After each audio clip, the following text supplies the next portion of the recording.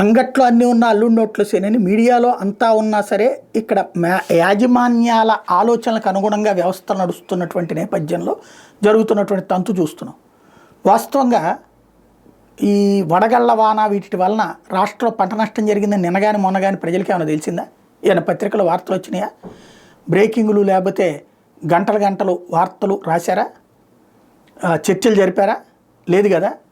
ఏదో చిన్న మొక్కలు రాసుకోవడము ఇట్లా నడిచినట్టు.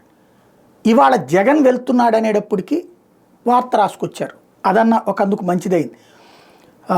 తోటలోని అరటిగేలను చూసి ఇన్నాళ్ళు మురిసిపోయిన అన్నదాతలకు వడగళ్ల వాన ఈదురుగాల రూపంలో శరాఘాతం ఎదురైంది.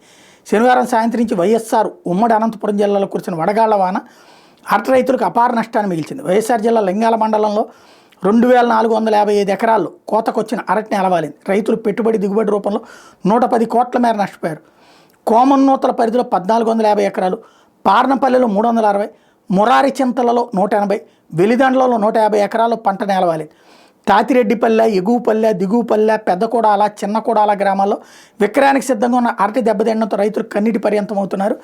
ఇవాళ వాటి మీద జగన్ అక్కడికి వెళ్తున్నారు. దాంతో చంద్రబాబు దీని మీద సమీక్షించబోతున్నారు.